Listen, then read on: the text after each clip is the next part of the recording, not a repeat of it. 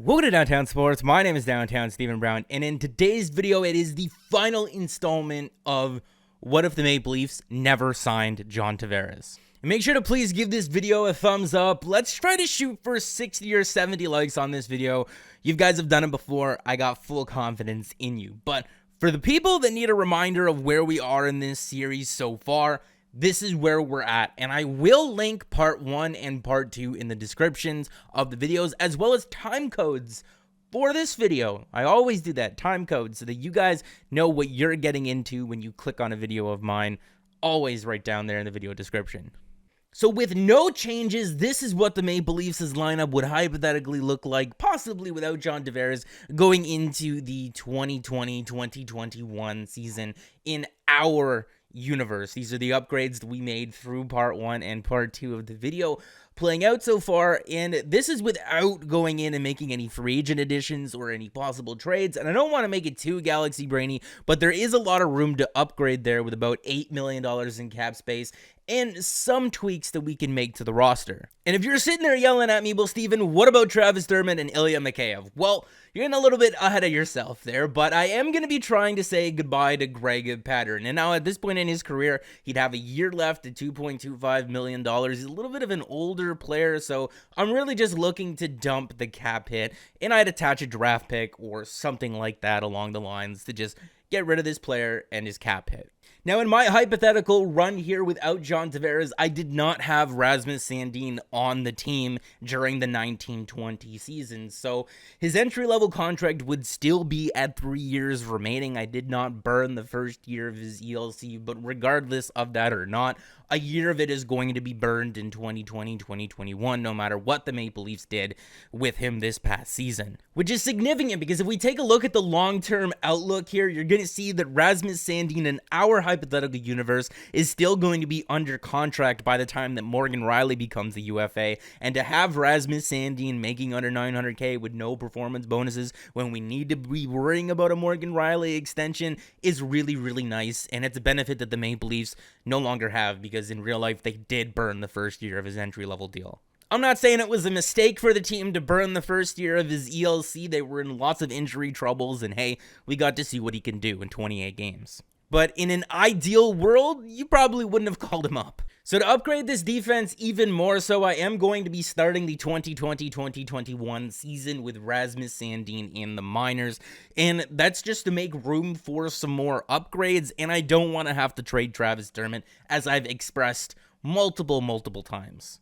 And EvolvingHockey.com or Evolving Wild has Alex Pietrangelo projected to sign a deal just over $9 million a season for 7 or 8 years, depending on the team that he signs with. And if we're taking a look at our ArmChair GM, we could make that work. We could make it swing. You could argue for Mikheyev to take a little bit of a haircut. You can argue for Dermott to take a little bit of a haircut. You could find the money to make that work if that's what's going to happen. And if you'd like a real-world perspective on if the Maple Leafs could afford to sign Alex Pietrangelo this offseason in real life, I did a video talking about whether the Blues can afford to re-sign him or the Maple Leafs and went into deep dives on both of their cap situations. But I made this argument in that video, which I would have had linked above the screen in either previous clip or this one, is that signing John Tavares to a 7-year contract is not the same thing as signing Alex Pietrangelo to a 7-year contract. One is an elite centerman, one is an elite defender, and if you're looking at the scape of the Maple Leafs team, you're going to say that they need the elite defender more than they need the elite centerman, but it's not the same thing. When John Tavares' 7-year contract with the Maple Leafs expires, he will be 34 years old, turning 35. When Alex Pietrangelo's next deal expires, if he were to sign a 7-year contract, he would be 37 years old. And I know it's only 2 years difference, but when you're considering hockey players, and especially players at that age already, the regression is really, really steep. So with Tavares being 34 when his contract in real life expires, and Pietrangelo potentially being 37 when a 7-year deal would expire for him, they're not 3 years apart, they're 2 years, it's just their birthdays, but it would be 2 more seasons. That really, really scares me. Now, I would really want TJ Brodie, especially on about a $5 million 3-year contract. He just turned 30 years old, so that would make him 32, turning 33 by the end of it. So there's not a whole lot of risk there, and he's been a really, really solid player for the Calgary Flames over the last 2 seasons. And don't quote me on it. I think he does it from time to time, but I think he is one of those defensemen that shoots left and plays on the right side from time to time periodically. Now, Brodie was supposed to be part of the original Nazem Kadri trade that would have sent Kadri to Calgary, and the Leafs would have gotten Brodie and Mark Jankowski, who we've also talked about on the channel before as maybe being an option for the Leafs in real life if we can maybe pry him away from Calgary. A good little centerman that can play third or fourth line or whatever. But Nazem Kadri nixed this deal because he didn't want to be traded from Toronto, and it's heartbreaking. I mean, it is. I love Naz, but at the same time, TJ Brodie also added Toronto to his no-trade list back in this January, so I don't know how willing he would be to come to the Maple Leafs in free agency, if at all, but we definitely do have some money to spend, and money kind of talks. So I went ahead and tabled an offer of $5.25 million for 4 seasons. A season longer than what Evolving Hockey has him projected to sign, but if we take a look at their projection, they're also stating that there's about an even likelihood that he signs a 5-year deal as he does a 3-year deal, but in this market and in this economy, I really can't see him getting a 5-year deal, so I think it will come down to, in the negotiations, whoever gives him that 4th year or that extra year on top of it. And I mean, TJ Brodie, yeah, he did put Toronto on the no-trade list, but is he really going to turn down that much more money? This is the final contract that he's likely to sign in his NHL career. This is the contract that he's going to cash in on.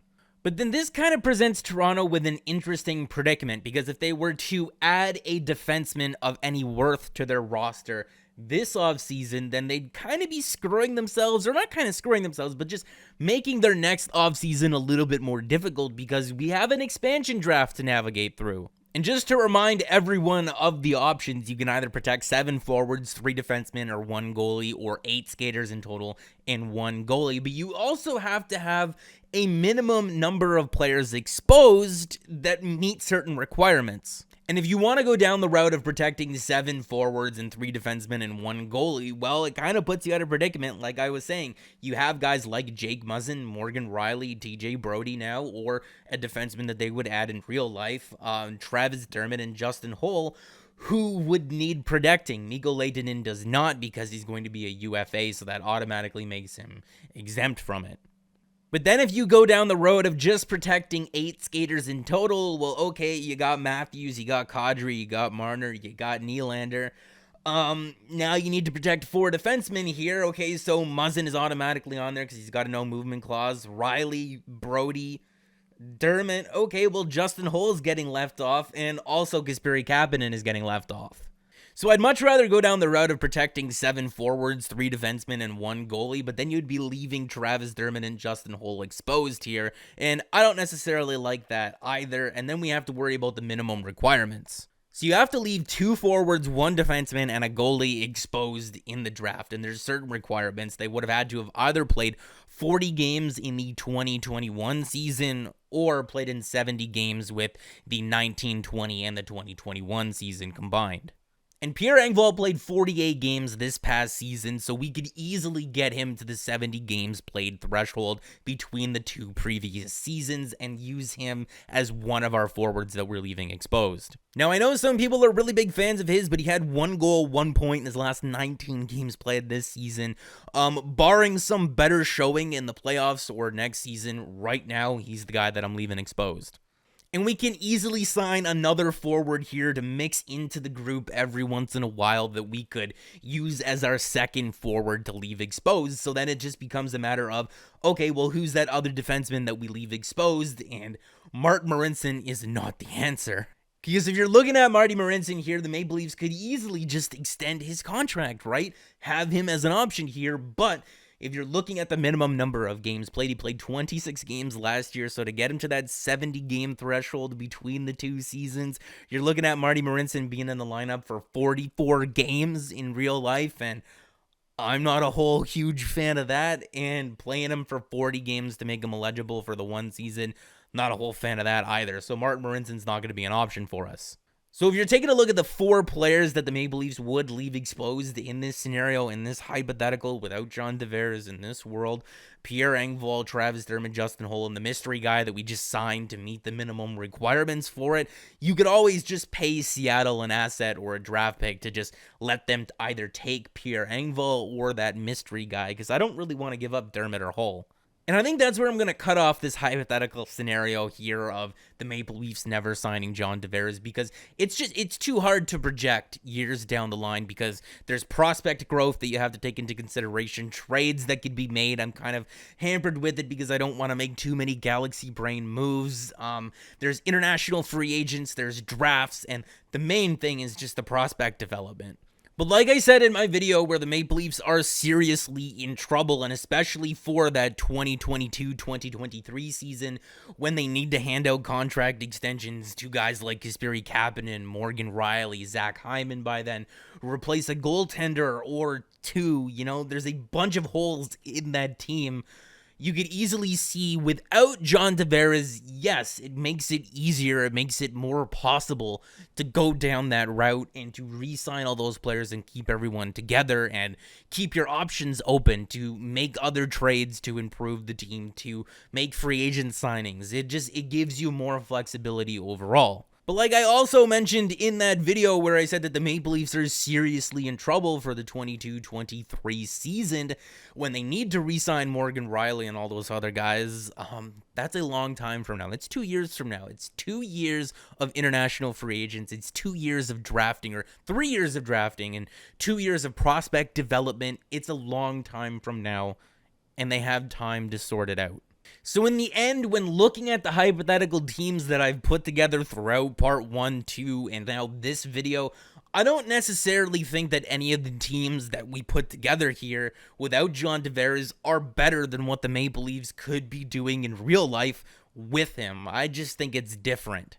You can scream and yell and try to make the argument that signing John Tavares was kind of a death wish for Nazem Kadri, or Nazem Kadri's days were limited in Toronto after they made the John Tavares signing, and you could say that, yeah, it made it easier for the Leafs to trade Kadri, but Kadri sealed his own fate, so you shouldn't be mad that because Tavares is the Leaf, Kadri isn't. No, those two aren't correlated. Kadri sealed his own fate. And also, let me know if you guys want a video about the expansion draft in real life and what the Maple Leafs could do or should do to kind of prepare for that, because that's a video that a couple of people have asked about as well. But guys, it's July 12th, and hockey's coming back August 1st.